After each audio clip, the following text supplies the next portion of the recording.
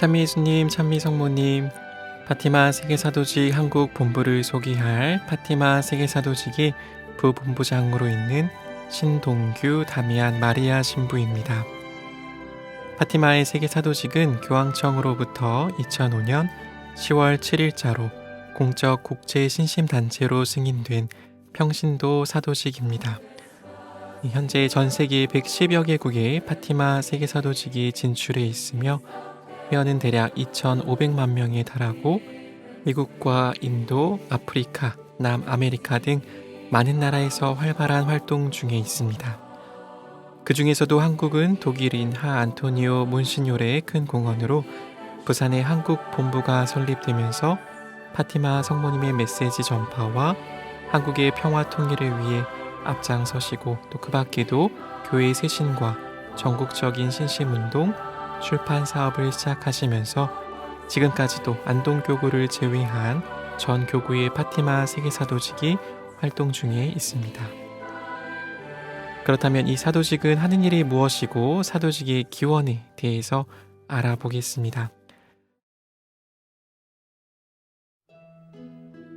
1917년 불과 104년 전에 성모님께서는 나는 하늘에서 왔다 라는 말씀을 시작으로 포르투갈 파티마라는 작은 시골 마을에 양치기를 하는 세 아이들에게 성모님께서 찾아오셨습니다. 그 아이들의 이름은 10살의 루치아, 7살의 히아친타, 9살의 프란치스코입니다. 성모님의 발현을 통해서 영원한 나라가 참으로 존재하며 하나님께서 우리를 위해 마련하신 하늘나라가 존재하다는 사실을 명확히 밝혀주셨습니다. 성모님께서 이 땅에 오신 근본적인 이유는 우리 모두의 어머니로서 모든 자녀들이 죄로서 돌아서 하나님께로 다시 향하고 우리에게 참 평화를 안겨주실 하나님께 인도하기 위한 예언자적 사명을 갖고 오신 것입니다. 그래서 성모님께서는 어떻게 하면 죄인들이 회개하고 우리 스스로가 잃어버린 참 평화를 다시 얻을 수 있는지 그 방법을 가르쳐 주셨는데 그 방법은 어떠한 새로운 방법을 제시하신 것이 아니라 복음에서 이미 드러난 그리스도의 자금과 겸손, 기도와 사랑, 그리고 희생이었습니다. 그래서 성모님께서는 예수님께서 가신 그 길로 우리를 다시 인도해 주시기 위해서 매일 묵주기도를 바치라고 하셨고 희생을 통해 십자가의 길을 걷도록 초대하십니다. 그리고 이 기도와 희생은 우리의 공로로 이루어지는 것이 아님을 알고 우리의 모든 것을 성모님을 통해 하나님께 드리는 봉헌의 삶을 통해 하도록 요청하셨습니다. 파티마 세계사도직이 시작한 해인 1946년 기자 존 해퍼트는 파티마의 세 목동 중 한 명인 가르멜 수녀 루치아를 찾아가 묻습니다. 파티마 성모님께서 우리에게 원하시는 것은 무엇입니까? 공산주의가 회개하고 민족들의 멸망을 막고 세계 평화를 가져오기 위하여 우리는 구체적으로 무엇을 해야 합니까? 그때 루치아 수녀는 이렇게 대답합니다. 매일 자신의 모든 의무를 성모님께 봉헌하고 그 봉헌을 생활화하는 것입니다.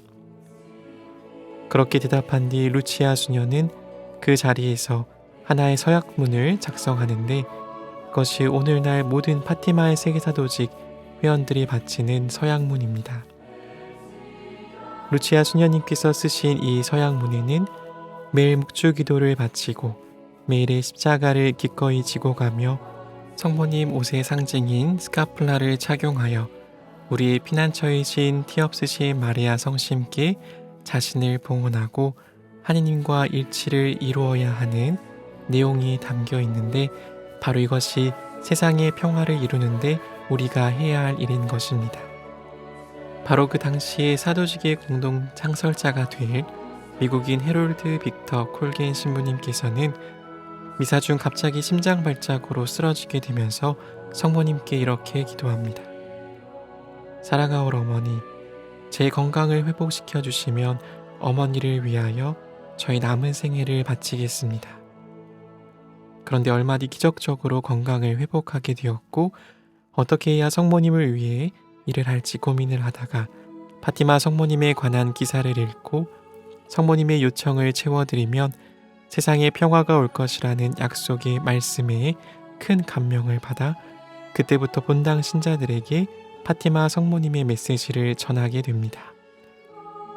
그리고 그 메시지를 따라 성모님의 요청에 응답하고자 하는 사람은 가슴에 푸른색 리본을 달고 매일 묵주의 기도를 바치겠다는 서약서를 가지고 오라 했을 때 많은 신자들이 푸른 리본을 달고 서약서를 가지고 성당에 오게 됩니다.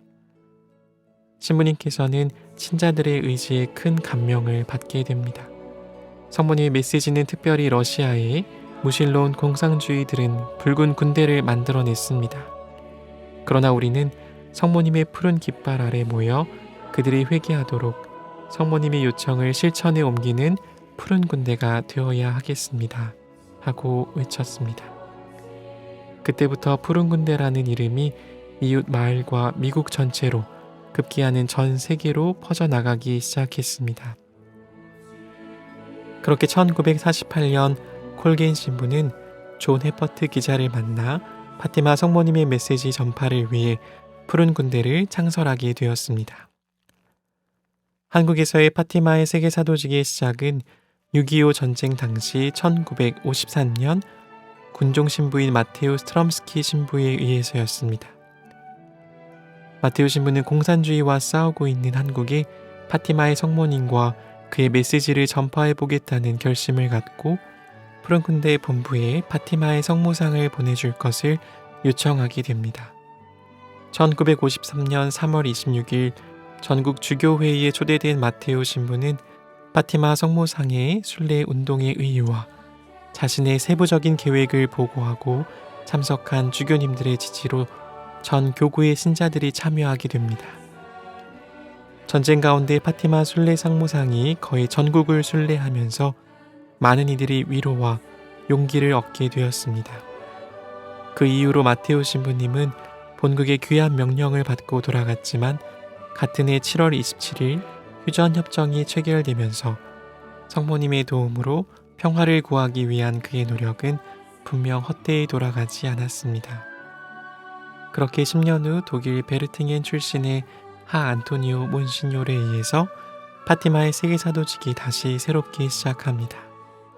신학생 시절 때부터 파티마의 메시지를 듣고 성모님의 사도가 되기로 결심한 몬시뇨르께서는 우연히 한국의 어려운 소식을 듣고 한국행을 결심해 서품을 받자마자 일본 화물선을 타고 1957년 7월 5일 밤 부산에 도착하여 한국에 정착하게 됩니다. 파티마의 성모님께서 소련 공산당에 회개를 약속하셨기 때문에 북한과 평화 통일을 위해 파티마 성모님의 메시지를 전파하면 반드시 평화가 찾아올 것을 믿으신 것입니다.